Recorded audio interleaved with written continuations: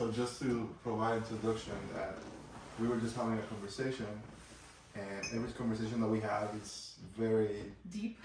Yeah, that's the word. And we talked about doing a podcast, just spontaneously, out of intuition. And if we're talking about intuition, then, and we're talking about a podcast, why leaving it for later? Exactly. Yeah? Start right away. I think that's one of the biggest things, and one of the reasons why I enjoy working with Fernando is that there's no procrastination. You can just kind of flow, you feel it, you get into your flow state, and you just continue with it, which I like. And I think that also works really well with what you do with body work and stuff, because it's a constant flow of movement. And one of the reasons why I enjoy what you do specifically is it reminds me a lot of like the slow, conscious movements of Tai Chi, which I always consider like a meditation and movement. And it brings you into such a flow state. Like during our session, I found it that I was in a very calm and thoughtful state, where usually in those states I'm more anxious, like, okay, is this gonna hurt? Am I gonna feel pain? It was very flow. Like I actually enjoyed it in that sense because it was comfortable. There was no questions of if I'm going to feel a little bit of discomfort. It was more like, this is nice. Yeah. And in the end of the day, it's the listening, right? I was brought up to, and we are all brought up to, this is what you gotta do, and you're gonna be doing this.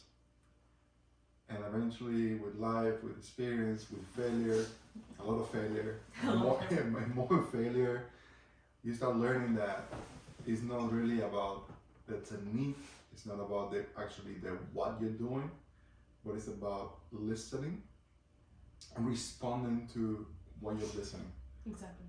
And then if how can I say this? If you were feeling uncomfortable, I would have noticed that and I would have stepped down.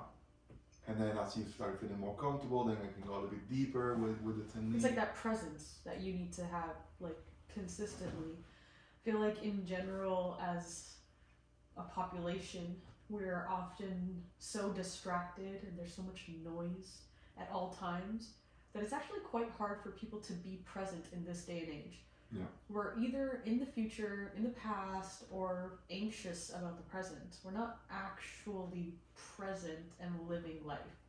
We don't just come into an experience and absorb every aspect of that experience. Mm-hmm. We want to take our phones out. Yeah. I want to take a picture of it, and we want to video it, and it's like, live it. Take a moment and live the experience. And I know, like, I do the same thing. I take my phone out sometimes too, but then I have to remind myself, like, am I living this moment, or am I trying to go watch it later? Whatever I supposedly lived. Yeah. Life is an experience at the end of the day. And now that you said that, many of us, we think that we are making the decisions. But really, like 90% or more than 90% of the decisions that we're making, they are automatic. They are actually very rooted in the unconscious. And a lot of patterns keep repeating, a lot of things keep repeating, and then why this may sound like I'm deviating, but then when you understand that there's a lot of things going on that are dictating that action, then you start going from the doer, me being the doer, like I think I'm recording this, I think I'm doing this, to being the experiencer. Yes. I'm just experiencing life through this body. And that allows you to go about life in a much more different way, right? Yeah. As the observer, for example, or just the experiencer. Yeah. That's an interesting perspective, yeah. Going through life as an observer. A lot of times, actually, my dad tells me this often. He says, observe your thoughts. Be the observer in your life. Observe what's going on around you. Observe what people are saying and doing. Because often they're different. Yeah. Observe everything that's happening and then make decisions. Don't jump to make a decision.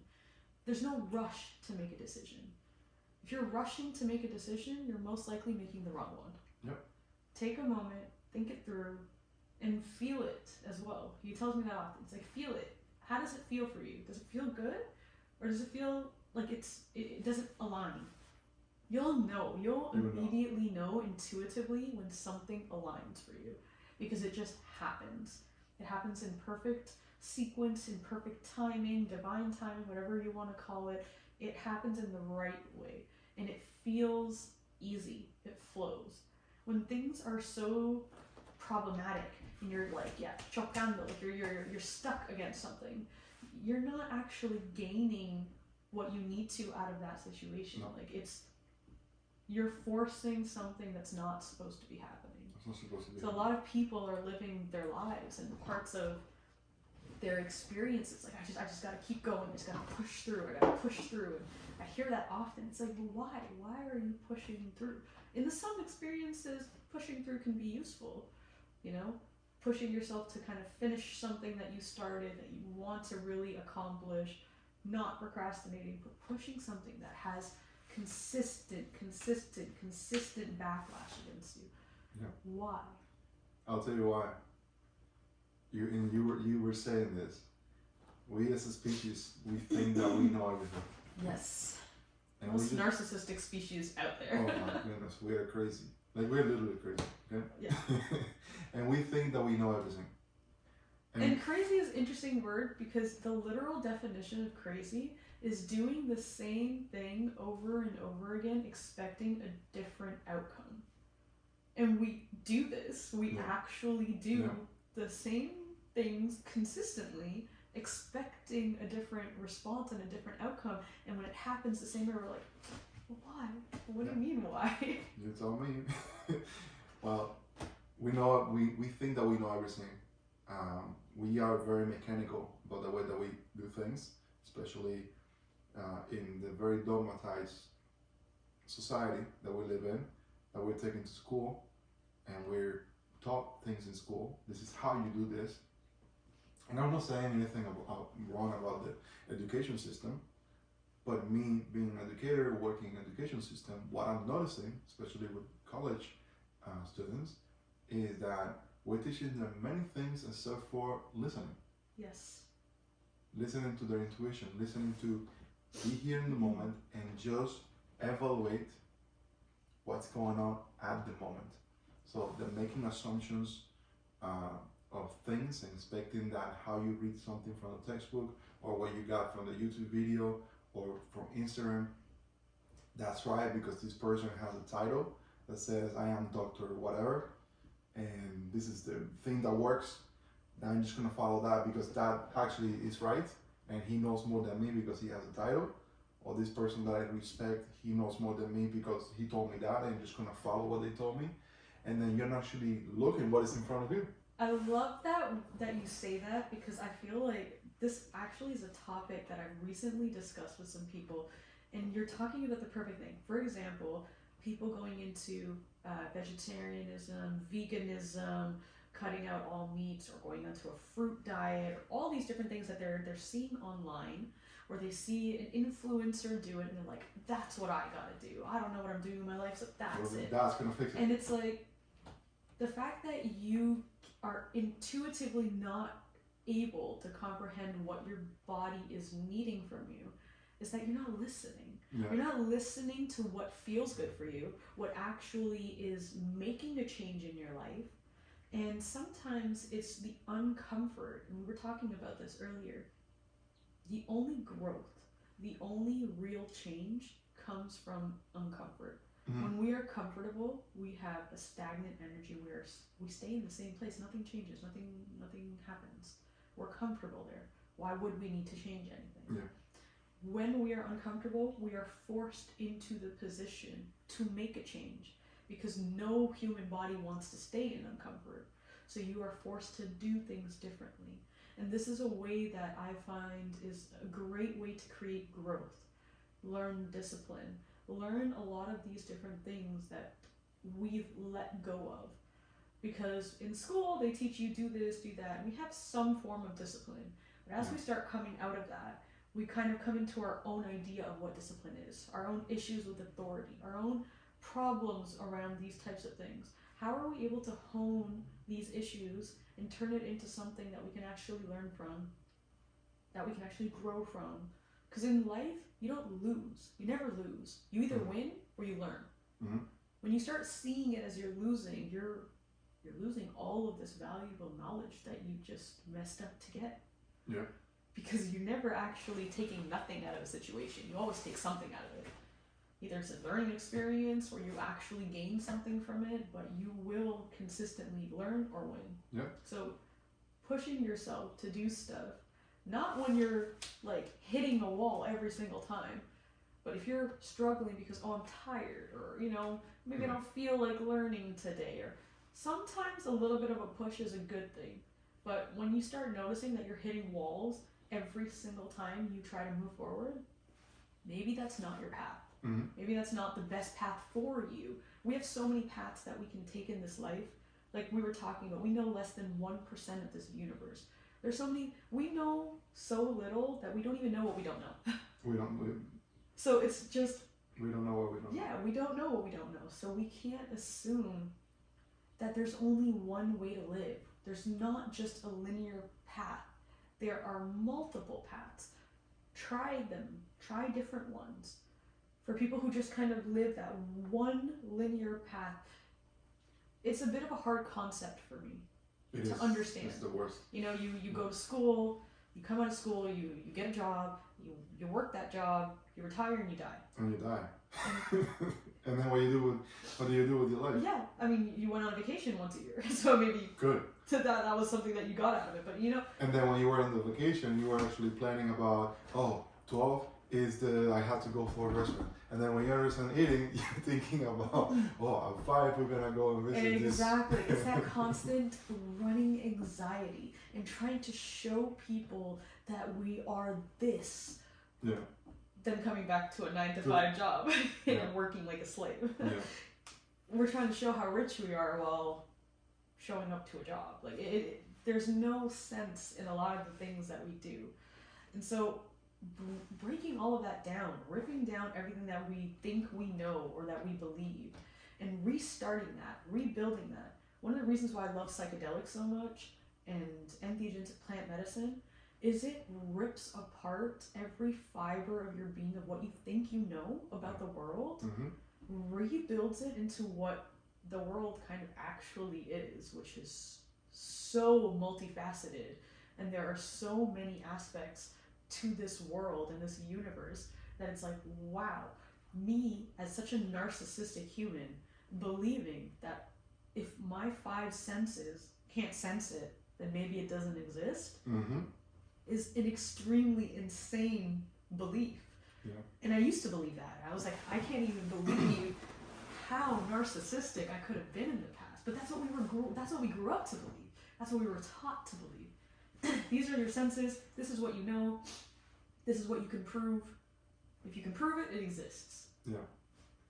There's a lot of things I can't prove. Imagine like we're living in this matrix, in this dimension, right?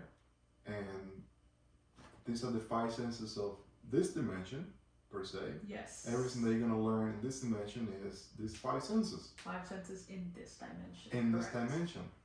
But if you really love yourself, if you really have appreciation for being alive, you would not conform yourself to those 5 senses. Exactly.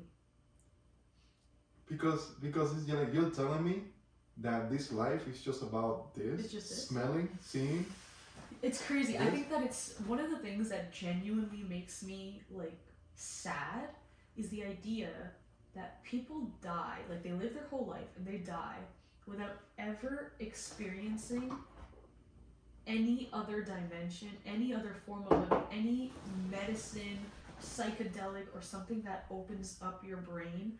Like, in one of my videos, I showcased the difference of, it's an MRI photo, and it shows a photo of brains. So there's 2 brains in this photo. One is a placebo that they think that they're on psilocybin, and the other one's actually on psilocybin. Yeah.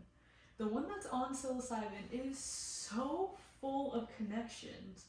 It really makes you visually understand the concept. that there are so many things we're not able to connect and put together when we're just using our normal brain that we're able to like use. When we open this side of like our brain to the world, everything changes. And you know what? That picture that you're talking about, that I saw you post, is what also changed my life. Because I'll tell you how I started. I never told you this personally. This is interesting, yeah. So I was a student during college, and you know, and going back to how I got this email, because every opportunity that happened in my life has been given to me. I never even had to do anything. I just projected, and it always comes. And I got this email saying, hey, we would like to hire you as a student assistant researcher, research assistant for this project that we're doing. And I got into this project, and I'm doing. They tell me, okay, so you're gonna study heart rate variability and the impact that it may have on firefighters.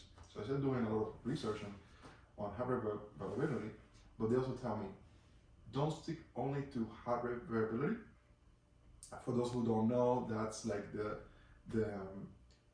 heart is connected to everything. It's actually our main receptor. It's the antenna of the body. And there's a lot of science saying that the more your heart rate varies, is more in tune and more adaptive to life. Yeah. And then it's an increase of well-being. But I'm doing my research, and I see that. I see that the impact of psychedelics on PTSD, on everything, and they show me. I see the chart with the connections, and I'm like, okay, so I'm doing a lot of research here about different things. Breathing, of course, to this point, I still consider it to be probably the most important thing ever. Absolutely. Psychedelics without breathing is like having a satellite without being blind. Yeah, it's like going to a 3D movie theater without the glasses. Without the glasses, right? You need one to fully be able to integrate the other. Right. And I think that's one of the things that a lot of people don't understand, or like they go in, and we were talking about this spiritual tourism, where you kind of just go into something, you take a little vacation, you do a little ayahuasca trip, and now you think everything's just changed and your life is like all of a sudden magically better. No, not even close. Nope. Is ayahuasca and mushrooms 10 years of therapy in one night? Absolutely. It could be. It absolutely could be. However, just like if you were to do therapy, after every session you kind of come back and you slightly integrate something that you've learned, or you either try one of the things that your therapist taught you, and like, hey, I'll try this method, or I'll try this, and you slowly but surely over your 10 years of therapy are integrating consistently everything you've learned. Yeah. If you're doing 10 years of therapy in one night, there's a lot to integrate. There's a lot that you need to take from whatever you've learned and somehow find a way to now actively put that into your life. And a lot of people don't understand that the medicine only meets you halfway. You have to do some of the work. It'll give you all the theory, all the knowledge, and then it's like, now it's your turn to put it into action. And then when people don't do that, and then they wonder, why is this not changing my life? Well, you know the theory, but have you done the action? The action. The main thing is so many factors into that. Kind of like behavior change is probably one of the most complex topics or things ever. Yes. How do you get somebody to change their behavior? The environment has a lot to do with it. And if you can try something out, like we were talking about spiritual tourism, you can see, opens your door to a lot of things, but then you go back to your same environment.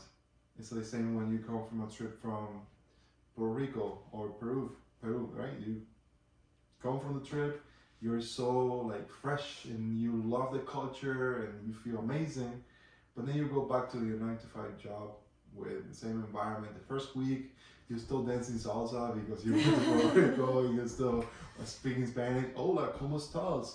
You're still doing Gracias. that. Hola, ¿cómo estás? And then you're doing all that. 2 weeks later, the effect of the trip is just worn out, and really like you didn't take out anything out of it because you're still on the same environment, You didn't learn anything from it. You simply said, I know it. And something that I work with players now in the process of, I know it, do I do it, do I own it?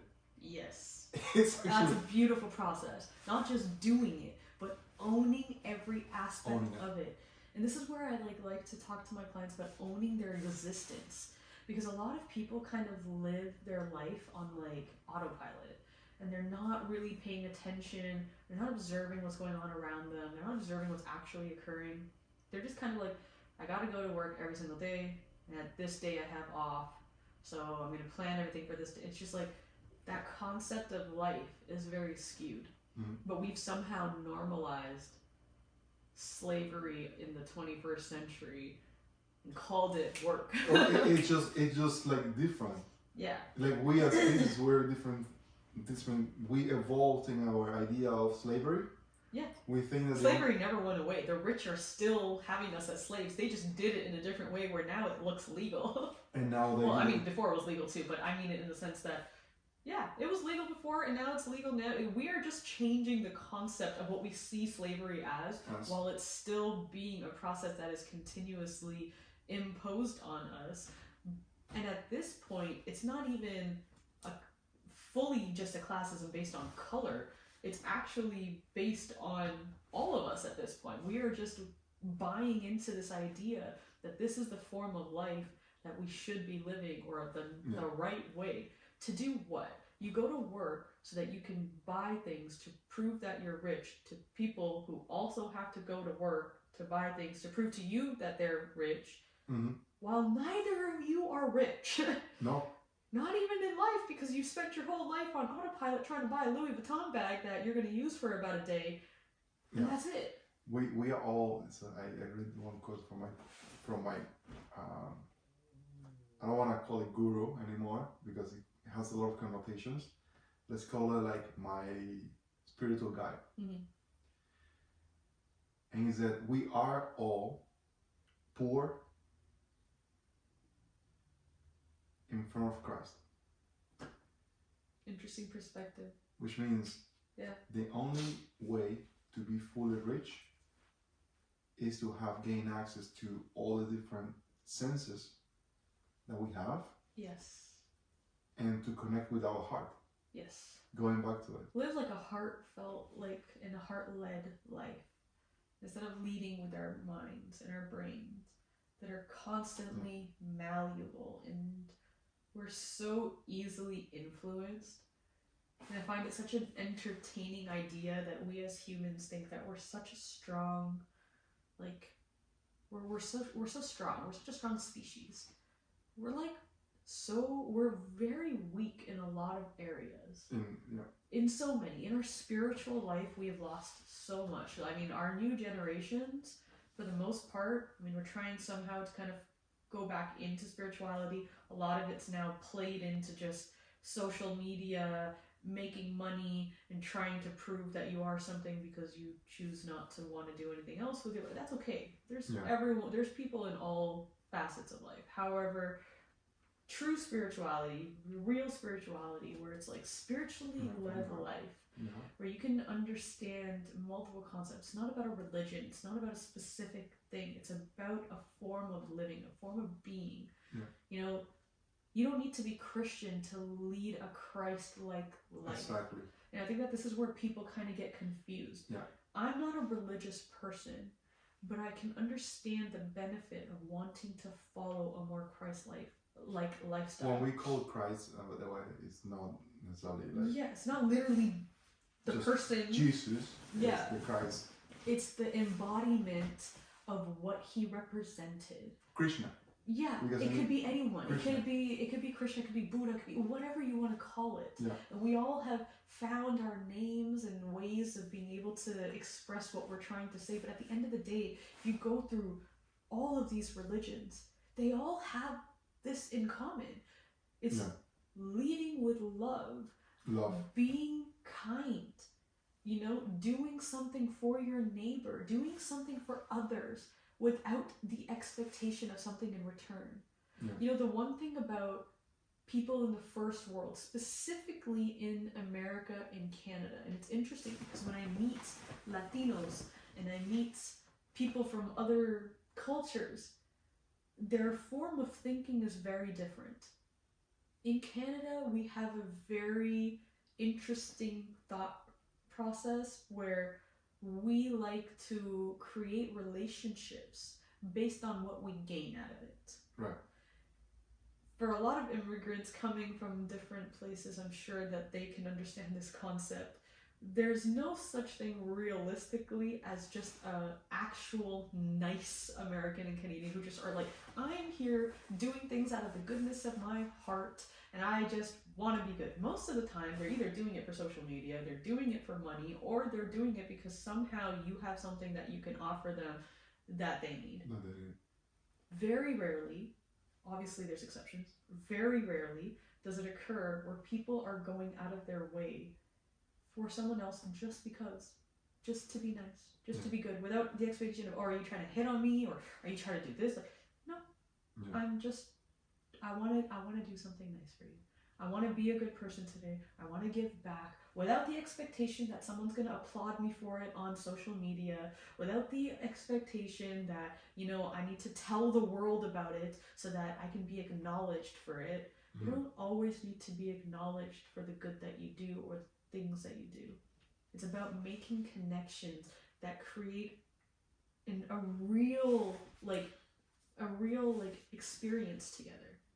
How disconnected are we from the heart? You know, the real source of wisdom, the real source of what makes us human at the end of the day is our heart.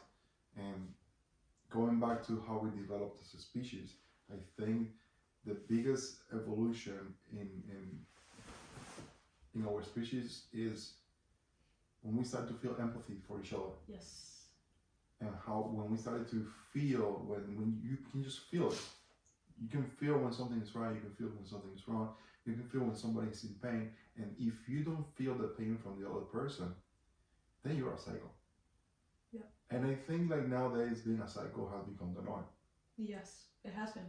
We're so not attuned to each other's emotions anymore that we're not even attuned to our own emotions. We've shut off emotions from everyone, including ourselves, because we don't want to deal anymore. We're so caught up in scrolling, and our mind's constantly working. At this point, I'm almost convinced that everyone has ADHD, because it's like, how do we keep focus at this point when there are things happening at 1,000 miles an hour at all times in our brain? How are we able to just calm it down, be present, have an actual conversation, eat actual food, talk with people who actually want to learn something? It's not just about instant gratification, quick things. We're so trained for instant gratification that anything that's outside of that is just outside of the norm. It's not something that we think is beneficial for us or useful. It's more of like a problem. Yeah, and you know, now that we're talking about it, you're taking me down a road that I wanted more like, as I'm talking to you, I want to explore things, you know? It's like we are two brains here thinking as one, and coming up with solutions as one. And now let's go into instant gratification. Really, my main thing that I learned my whole life is that I was running away from something. The one thing that hurt me, that I was running away from. And that only by returning to the heart, you can actually get it. The psychedelics, they can bring you, especially my experience with Madre, ayahuasca. It brought me into that space. And I started to notice that my whole life, every problem that I had, every time where I wasn't happy, which is it was most of the time, it was because I used to do things just to run away from the one thing that I needed to address. Yes. Which is returning to my heart, returning to have compassion to other people, returning to feeling, returning to being in the moment. Why you don't want to be in the moment? Why do you why are you on your phone and using it as an escape? Because you can have a healthy relationship with your phone. If you're healthy, you're gonna have a healthy relationship with everything. You know, sometimes we need our phones to business because we have to survive in this new world. Yeah. in this new world. We need it, right? But if you are scrolling because you're running away from something, then that instant gratification is more like an instant escape. Yes. That you want. And it just stacks the problem more and more. More. You've been ignoring it until it explodes. And you're like, I can no longer ignore this problem anymore. It's consuming every aspect of my life. Yeah. And that's when people break. Either have a full breakdown or they're like, I need an out. And that's where I find a lot of people kind of turn to medicine and stuff at that point when they break. When one of the reasons why I try to promote and advocate so much for using medicine before this occurs, so that you can develop a relationship with yourself that allows you to understand yourself in a very deep and profound way, so that you can intuitively understand what it is your mind, body, and soul actually requires, not what you're scrolling and what they tell you require, or the idea that capitalism is basically pushing for us to buy things consistently, and buying something, that purse will make you feel real good, maybe for a second. But then that's going to be an old purse and you're not going to like it anymore. And then what? And then what's the next thing to get that addiction flowing? So instead of being addicted to the material of things, it's kind of coming back to, let me be addicted to me. Like, you want to be addicted to something so bad, be addicted to yourself. Be addicted to learning, to growing, to changing the stagnant energy that is in your life that's not allowing you to move forward. We're constantly wondering how to get from A to B without understanding how to actually do this trip, to do this process. It doesn't just occur. Even with you said at the beginning that, I kind of never had to work for or make an attempt to do anything. I kind of had everything handed to me. That's a form of manifestation that you're doing. It's active. It's an active manifestation. Like, people can actually tap into that flow state. I know I've done so. I understand this concept too, because a lot of people think like, oh, that's not going to happen for me. No, it 100% can happen for you. Regardless of your situation, where you are in life right now, you can 100% get into that manifestation flow state, but it takes effort. It takes consistency. It takes failing a few times to be like, I'm going to stay and stick with this, and I'm going to see what happens. And actually one thing that I want to point out, because at some point I got away from it, and it was necessary when I started getting away from manifesting things. It's because I noticed that detachment is one of the main things that you need when you're manifesting. Yes. The moment that you're attached to something, it kind of disappears. It disappears. It disappears. It's too strong of an energy. It's not a flow energy. Exactly. That attachment energy is like imposing. Right. You're like imposing on the universe what it should do. And the universe is like, no. Exactly. You don't impose anything on me. And actually, the universe, some people find it hard to believe, but it's truth. It wants the best for you. It really wishes you the best. It wants to pamper you. It wants to spoil you. It wants to have you in a flow state. You are the universe's son. You are the universe, indeed. We're all a part of it. It's like you were talking about that single cell. We're all coming out of one single cell, right? Cell. Yep. So, based on that theory, that idea, why are we trying to find so much separation? Yeah. We have fronteras, we have borders, we have all of these things to try to separate us. But why? What are we getting out of the separation? Instead of working as a unit and actually finding a solution to so many issues. I'll tell you why. It's a game. It is. We're all in this game, and that's the thing. And we forgot that we're playing. We're just trying not to be NPCs in it. Exactly. We're all trying to be the main character of our game, but we're not realizing that if we work together, we have a much better outcome. Like, working in communities where I was working with, you know, like heavy amounts of medicine, like being in Peru, working with tribes, doing these things, you start to see how when they work together, everything is flowing. Everything flows perfectly. Someone, you know, everyone has their thing that they're good at, not what they're told to do. They all have something that they can offer. They bring something. They know themselves so well that they know what they have to offer. Yeah. And you come in with what you know and you work on that. Instead of going to school, finding a job of something that you're not even that good at, but you're forced to be a doctor, you're forced to be an engineer, you know, you hate it with a passion. How are you spending 8 to 10 to 12 plus hours of your life in something that you can't stand every day? Like, that's such a crazy concept, and I don't think that people really break it down and they're like, oh, I need to pay things. Okay, what do you need to pay? Your basics? Okay. You want all of these luxuries? Why? Because I want to prove that I can do it, and I got this, and I got that. Can you use the majority of your luxuries? No? Why? Because I'm working. Oh. Okay. It's like it's a very backwards concept. Yeah. The majority of people can't live the lives that they're working so hard to live for because they're working all the time. It's a lot of stigma too, to the being a hard worker. Yes. Like we know that we come, we're very influenced by our ancestors and the stigmas that lie in our family. Yes. If in your family you overvalue the hard work, too much value on hard work, on what you can contribute, because at some point it's not too much about contributing, but it's more about the status. Yes. Right? Absolutely. It's mostly the status disease. I just came up with a term, but it's a disease of the mind.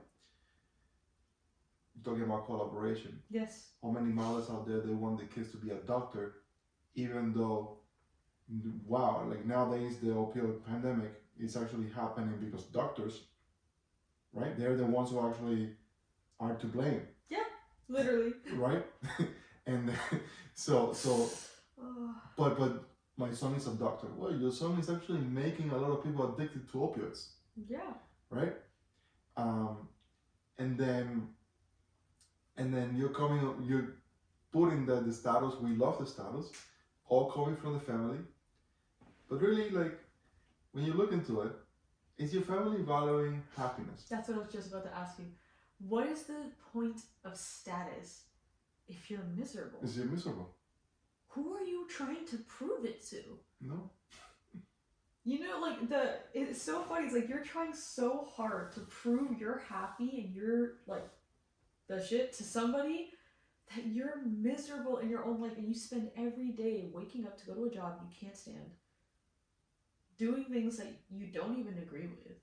Because a lot of doctors, specifically if we're just talking about this field, not to hate on doctors or anything, but some of them are great. Yeah. I have my personal physician is one of the best doctors I know. He does not he very rarely and very hard can he prescribe an opioid because he's so against it.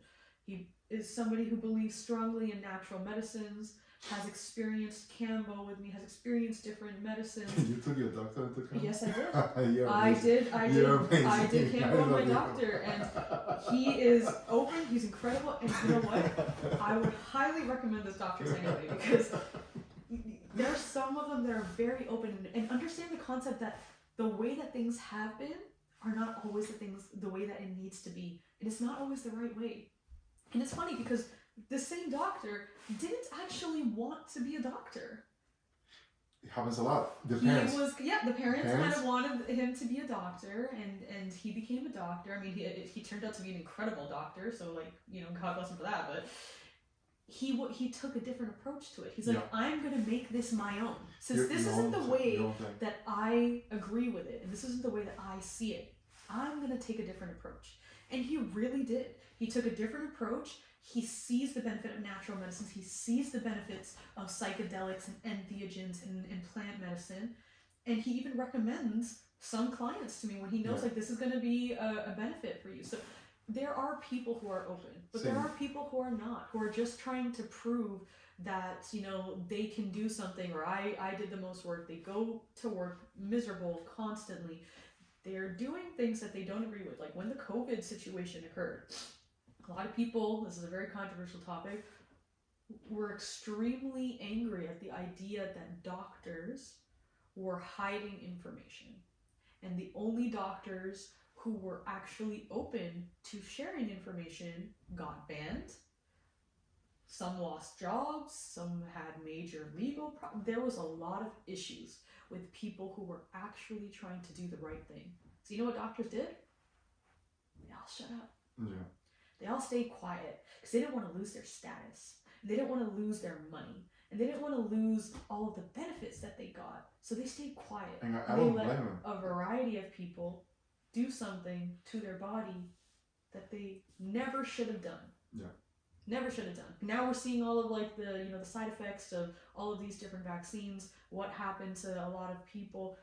There are so many issues. And a lot of the things were covered up because of money, because of status, because of trying to prove a point. And this is something that was not a benefit to our society. That was not helpful. Yeah. But it was our doctors who gave it to us. So how much does status actually do for you? Who are the ones who are sick? If you know information that may be hurting others if you don't share it, who do you consider your family? And it's funny that many of us call it family doctors, right? Who is your real family? Is your family your biological family? Well, we call biological because we're all family, right? We all come from a single cell. Or the world. If the world is not your family, if you don't see everybody as your family, regardless of the culture, color, or anything, you are ill. Simple as that. And I don't blame you. I have compassion for ill people. Just when I go to a mental hospital and I see the people there, should I blame them? I shouldn't blame them. They have a condition. I should feel compassion for them. Yeah, empathy. But, empathy for them. But it's the same thing. How are doctors aiming to heal people when they're the ones who are not even happy themselves, right? And the main things that the main first prerequisite that you need when you want to help somebody, first place, you should not be aiming to help them. You should not want to help them because you know that wanting to help the other person comes from an ego. Yes. Like you're wanting to save them. You want to try to do something that's going to make you feel better at the end. You should be better so you can say, look, I heal you. That comes from ego, but not a good ego. That comes from the crazy ego. It's more about I am just myself. I am just happy. I'm here enjoying my life. And I just happened to come across the situation and I felt that this person or this group of people, they needed me. And my responsibility towards that group of people is that me as a human. I don't know what he's smelling. Are you interested in the conversation, Santos? Yes. Oh, me as a human, or as a cat, whatever. I feel responsible for that, which is the real way of us as humans. At the end of the day, spirituality, of course, big spiritual person, we even talked about different dimensions, we brought it up, but the only way to get there is by being human. You cannot aim to say, I go to church, I believe in Jesus, I Krishna, or whatever, if you're not a human first. I really like that. And I actually think that in our next podcast, we should talk a little bit more about the different dimensions, at least that we've experienced, kind of how we got into these dimensions, what was our path, and a little bit about our path into how we got into medicines. I think that a lot of people are not sure how to do that, or where to start, or why we started.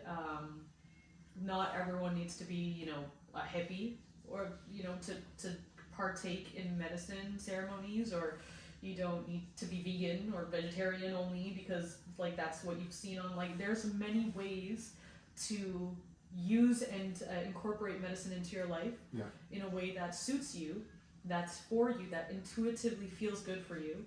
And I think that that's something that could be interesting to discuss and talk about a little bit more, as we both have different experiences and how we've kind of gotten into that.